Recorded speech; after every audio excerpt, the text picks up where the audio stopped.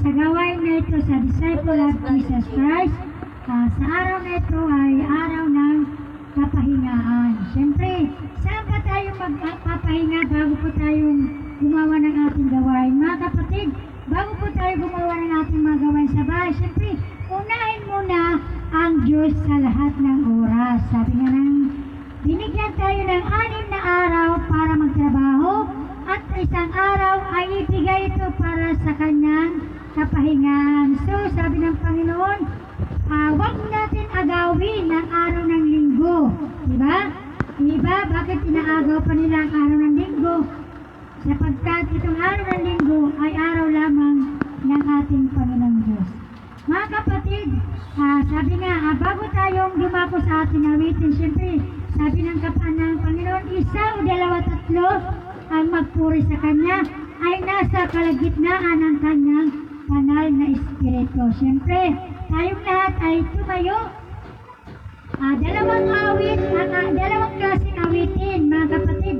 Awit ng makasanlibutan o awit ng makalangit. Katulad ito ng langit at impyerno. Siyempre, saan ka doon, kapatid? Kung sa sanlibutan ka ba o doon sa langit na ibinigay ng buhay na walang hanggang na ating pagsisikapan. Siyempre, bago mo tayo makapunta sa karya ng langit na regalo, siyempre, pinagsisikapan muna ito bago marating ang ating pinaroroonan. Kailan po yung sister? Siyempre, pag tayo ay nawala na rito sa mundong ito. Pagkatapos na ito ay paghuhukom. Siyempre, mag-umpisa na po tayo sa awitin. Ang awit na ito, mga kapatid, ito yung gawin natin sandatan, panalangin sa ating buhay na kaligtasan. Tayo lahat ay kumayo, siyempre, palakpakan po natin ang ating Panginoon. Tatawagin ko na po ang ating song leader na si Sister Karina. Magandang umaga po sa ating lahat.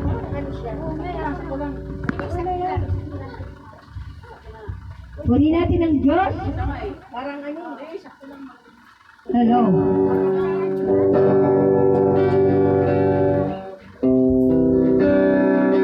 Halina tayo at lumapit sa ating Diyos sa buhay na kung saan ay bigyan ka ng 6 na araw para sa iyo. Pero isang araw lamang ay para lamang sa Kanya. Diba? Kaya, nakilain natin ang Diyos. Dahil siya ay ang Diyos na ating sinasamba, ang Diyos na ating inaawitan. Siya ay banal. Dapat lang siyang sambahin sa Espiritu at sa katotohanan. Kaya sa mga oras na ito, patuloy natin siyang awitan. Ganito lang natin ang may bibigay sa Kanya. Wala ibang material na bagay, kundi yung ating sarili, presensya, para sambahin natin siya. Kaya ang Diyos ay walang katulad. Halina, awitan natin ang Diyos sa ating buhay.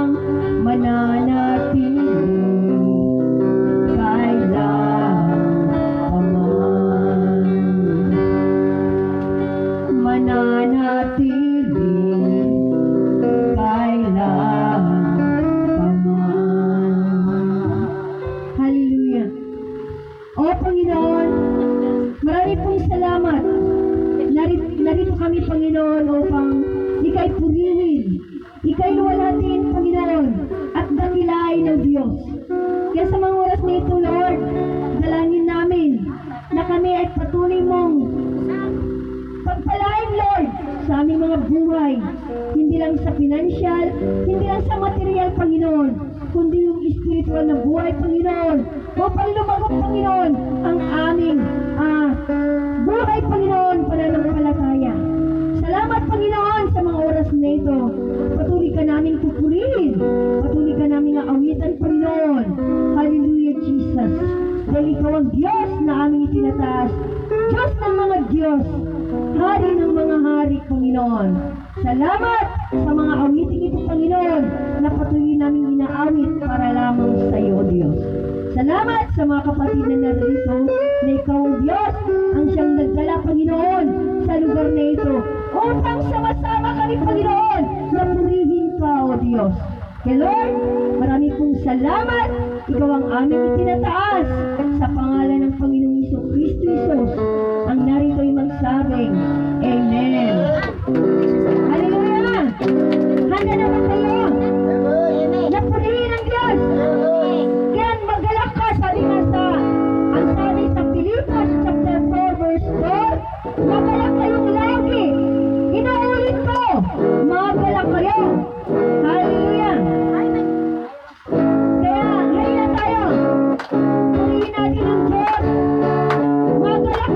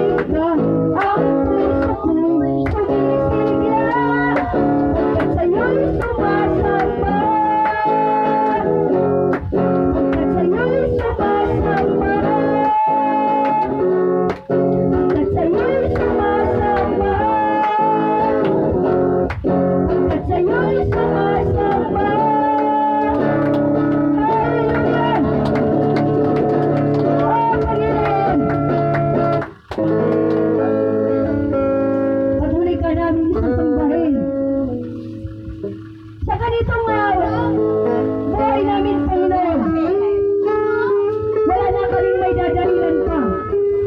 Wala na kaming may tatago, Panginoon.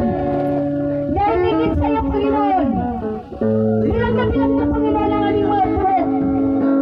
At nakikita mo, Panginoon, ang aming mga puso. Kung paano kami maglingkod, Panginoon. Ay sabi mo nga, ang katawan nyo ay templo ng Diyos. At huwag nyo itong sisirain kailanman.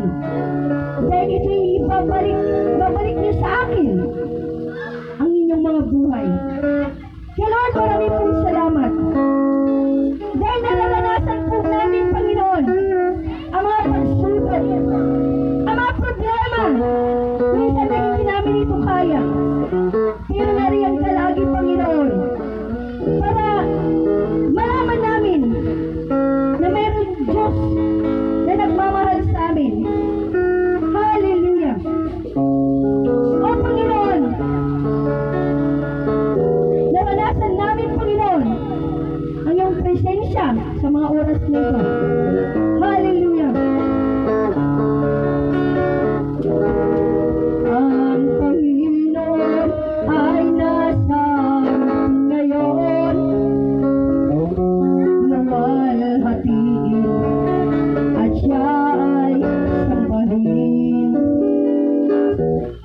Ang Panginoon ay nasa atin ngayon, luwalhatiin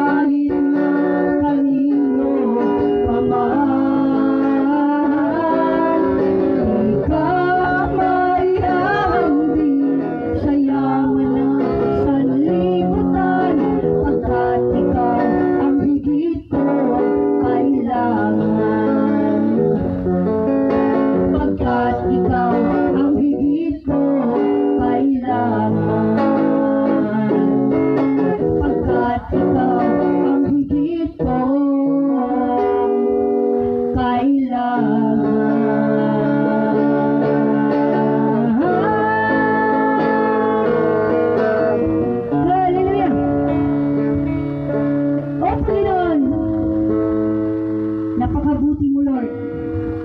Salamat dahil patuloy kaming nagpupuri sa iyo, Lord. Dahil sa pagkalakasan, pagalingan ng aming lakas, Panginoon. Salamat dahil ito'y naggaling sa iyo, Panginoon. Wala kaming maibibigay sa iyo na mga material na bagay. Walang anumang bagay na may ibibigay namin sa iyo kundi, Panginoon, ang aming buhay, ang aming sarili, ang aming naihandog namin sa iyo. Dahil naniniwala kami na nilinis mo kami sa aming mga pagkakasala. Dahil ikaw, Panginoon, ang siyang nagbigay sa amin ng aming buhay. Nawa hindi namin ito sisirain. Ang pangako mo, Panginoon, dahil hindi ito masasayang, Lord, sa amin. Hanggat sa pagbabalik mo, Panginoon, naniniwala kami na madadatnan mo kami, Panginoon, na ganito kami, Panginoon, na patuloy naglilingkod sa iyo. Lord, marami pong salamat. Dahil ikaw ang Diyos na aming nakilala sa aming buhay. Hindi mo kami napinabayaan, Panginoon, dahil ayaw mo kaming mapahamak sa anumang bagay dito sa mundo. Dahil ikaw ang Diyos na nagtitiis at naghihirap sa amin, Panginoon. Sa ganang aming mga buhay, Panginoon, nawa makilala ka pa namin ng gusto sa aming mga buhay. Dahil napakapalad po namin, Panginoon. Dahil marami pong tao sa mundo nito, Panginoon. Isa kami, Panginoon, na napili mo. Kaya Lord, hindi namin ito sasayangin hanggang sa iyong pagbabalik. Kaya salamat po, Panginoon. Maging aming mga kapatid, Lord, na wala dito, Panginoon. Dalangin namin, O Diyos, na sila ay pagpalain mo sa pamamagitan ng mga salita. Hallelujah, Jesus. Ngayon yung tagapagsalita, Panginoon, nawa na may bahagi ito, Panginoon, sa aming buhay. Ito ang aming kalakasan at pagkain ng aming kaluluwa. Kaya, Panginoon, marami pong salamat. Ikaw ang aming itinataas sa pangalan ng Ama, ng Anak, at ng iyong banal na Espiritu Santo, sa pangalan ng Panginoong Jesucristo Jesus. Ang narito mo sa akin. Amen. Lumako na po tayo sa ating pagpapasalamat. Salamat pala sa nanonood ng YouTube channel sa aming Disciple of the Christ, isang disciple daw, dahil sa Bangasa. Maraming salamat po sa inyo. Siyempre mga kapatid, ang buhay natin ay hindi po ito natin pag-aari. Hiram lang po ito. Sa ayaw at gusto natin, pagdating ng panahon, ay kukunin tayo pagdating ng ating Panginoon.